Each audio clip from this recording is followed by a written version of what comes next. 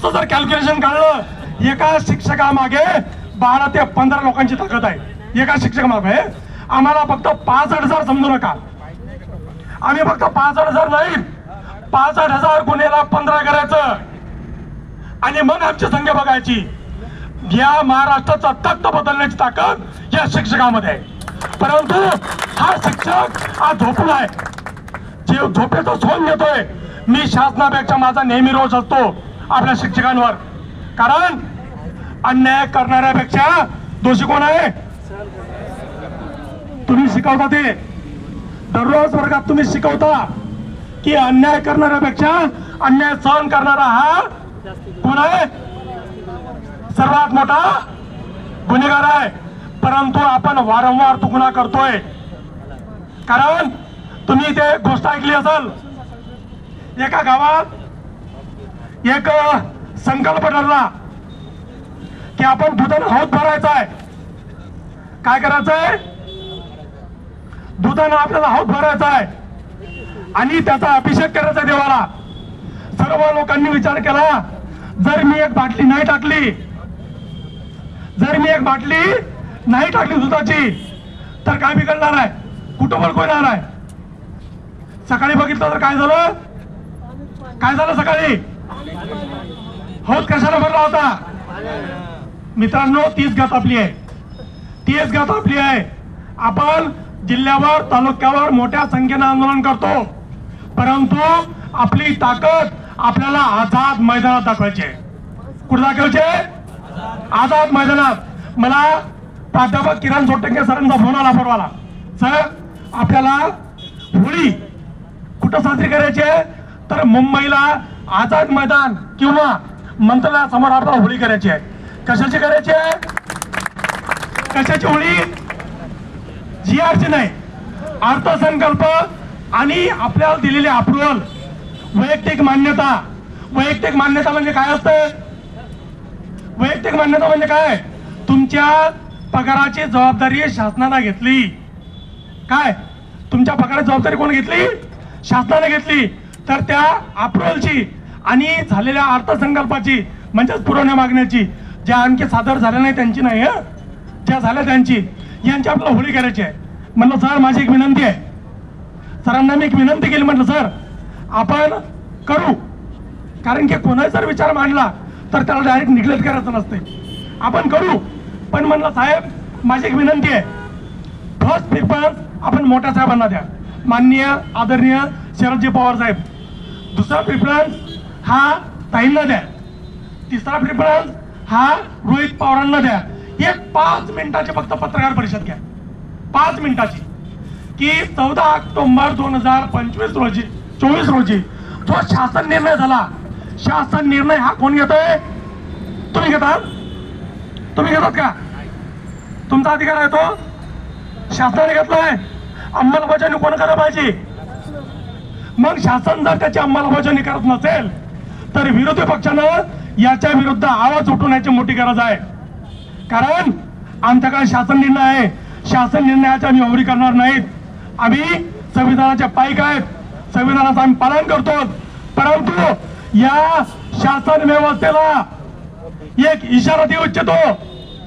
येणाऱ्या या चालू असलेल्या अधिवेशनात शेवटी ज्या पुरवण्या मागण्या सादर करणार आहेत, सादर करतानाची चर्चा होणार आहे, त्या चर्चेमध्ये जर 14 ऑक्टोबर 2024च्या शासन निर्णयाची अंमलबजावणी होत नसेल तर याद राखा, तुम्ही कसे शासनात आलात आम्हाला माहित नाही. लाडकी बहीणमुळे आलात की मशीनमुळे आलात आम्हाला माहित नाही. कोणामुळे आलात आम्हाला माहित नाही. लाडकी बहीणमुळे आलात की मशीनमुळे आलात. परंतु शिक्षकाला एक शिक्षक समजू नका. 65,000 गुन्ह्याला 15 करा, तुम्हाला आकडा कळेल. प्रत्येक विधानसभेमध्ये आमचं मतदान किती आहे आणि आम्ही काय करून दाखवू. परंतु मित्रांनो, मला तुमच्यावर विश्वास नाही राहिला, खरंच नाही. गेल्या निवडणुकीमध्ये एवढं विरुद्ध वातावरण असून तरी सद्दाम सरांनी जे नाव घेतलं नाही तो निवडून येतो, याच मतदारसंघात येतो.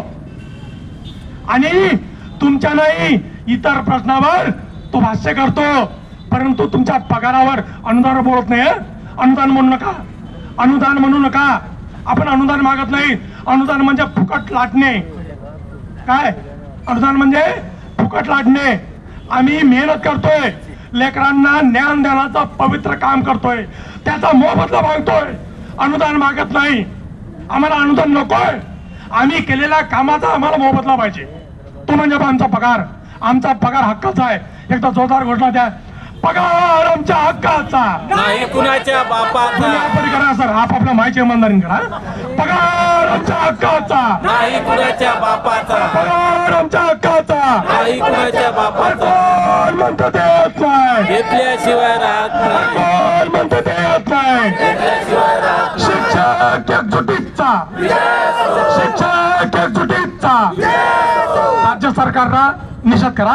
या राज्य सरकारचा, या राज्य सरकारचा, या राज्य सरकारचा, या अर्थमंत्र्याचा, या अर्थमंत्र्याचा, कायमस्वरूपी अर्थमंत्र्याचा, कायमस्वरूपी अर्थमंत्र्याचा, आणि या कायमस्वरूपी अर्थमंत्र्याचा, आणि या कायमस्वरूपी अर्थमंत्र्याचा. कारण की आतापर्यंत आमची जी फसवणूक केली, आतापर्यंत जी आमची फसवणूक केली, ते आतापर्यंतचे अर्थमंत्री, चालू अर्थमंत्री आणि सरकार पुढे कोणाचं येऊ द्या, सरकार पुढे कोणाचं येऊ द्या, हा कायम स्वरूपी अर्थमंत्री आहे. कधी कधी शपथ घेतील सांगता येत नाही हो. कधी शपथ घेतील? सकाळी 4 वाजता उठून आम्हाला प्रांत भीतीचं माहित नसतंय, हे सकाळीच उठून शपथ घेत आहे. रेकॉर्ड केला त्यांनी शपथविधीचा. मित्रांनो, याला जबाबदार आपण आहेत. या शिक्षण मंत्र्यांच्या नावाने एकदा बोमा मारा. बोमा मारायच्या. शिक्षण नाही, अर्थमंत्र्याच्या. शिक्षण मंत्री नको, त्यांना आपल्या खात्यावर नाव आहेत, ते शब्दही बोलत नाही. खरोखर शिक्षण मंत्री डॅशिंग आपल्याला भेटले ना पाठीमागचे केसरकर, आपल्यामुळे त्यांचं पद गेलंय. एकदा जोरदार टाळ्या. कायम स्वरूपी अर्थमंत्र्याच्या नावाने एकदा बोमा मारदेश. कायम स्वरूपी अर्थमंत्र्याच्या नावाने. असं मला असं लाजू नका. कायम स्वरूपी अर्थमंत्र्याच्या नावाने, कायम स्वरूपी अर्थमंत्र्याच्या नावाने, अजित पवारच्या नावाने. दादा म्हणत नाही, जाणीवपूर्वक म्हणत नाही. दादा म्हणत नाही, जाणीवपूर्वक म्हणत नाही. अर्थमंत्र्याच्या नावाने,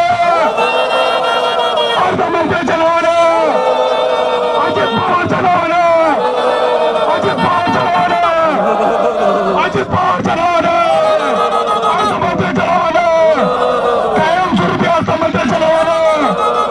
आमच्या भगिनींनी जरी मारला तर काही हरकत नाही. मारा, मारा एकदाच्या.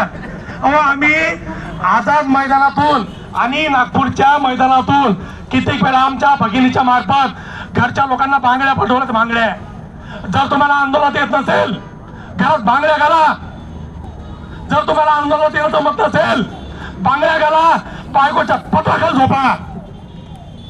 जर तुम्हाला आंदोलन करता येत नसेल, कारण मी अगोदर सांगितलं, अन्याय करणाऱ्यापेक्षा आणि हे सहन करणारे आहेत. भगिनींनो, लाजू नका. मारा बाबा. अर्थमंत्र्याच्या नावानं, अर्थमंत्र्याच्या नावानं. तुम्हाला अर्थ नसेल वाटतं असं करा.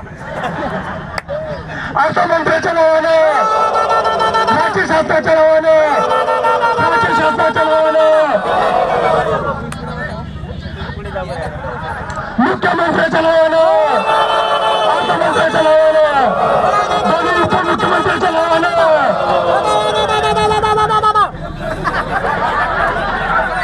विक्रम काळेच्या नावानं, विक्रम काळेच्या नावानं, विक्रम काळेच्या नावानं, विक्रम काळे, विक्रम काळे, विक्रम काळे, विक्रम काळे, हात वर करा. विक्रम काळे, विक्रम काळे, विक्रम काळे, अर्थमंत्री, अर्थमंत्री, वित्तमंत्री, मुख्यमंत्री, मुख्यमंत्री आणि मुख्यमंत्री, मुख्यमंत्री आणि उपमुख्यमंत्री माननीय उपमुख्यमंत्री पाठीमागचे आधार नाहीत, पाठीमागचे नाचू नका. अरे मुख्यमंत्री, मुख्यमंत्री, वित्तमंत्री, वित्तमंत्री, शिक्षण मंत्री, शिक्षक आमदार, शिक्षक आमदार. अरे विक्रम काळे, विक्रम काळे, विक्रम काळे, विक्रम काळे, विक्रम काळे, अरे विक्रम काळे, अरे विक्रम काळे, विक्रम काळे, शिक्षण मंत्री, अरे वित्तमंत्री, अरे मुख्यमंत्री, अरे मुख्यमंत्री, मुख्यमंत्री, शिक्षण मंत्री, वित्त मंत्री, राज्य शासन, राज्य शासन, राज्य शासन. पाठीमागचे पाठीमागचे अरे घ्या की रे. राज्य शासन, राज्य शासन, राज्य शासन. मित्रांनो, आज या आंदोलनाची धग खरोखरच माझ्या मते राज्य शासनापर्यंत 100% पोहोचेल. आज आदरणीय प्राध्यापक किरण सोनटक्के साहेब यांनी राष्ट्रवादी शिक्षक सेलच्या वतीनं, परंतु सर तुम्ही सुद्धा शिक्षक समन्वय संघाचे एक भाग आहेत. आपण 27 संघटना एकत्र करून शिक्षक समन्वय संघाची स्थापना केली आहे. त्याच्यामध्ये प्रत्येक शिक्षक सेल, तो राजकीय असेल किंवा अराजकीय असेल, या सगळ्यांना आपण सामावून घेतलाय.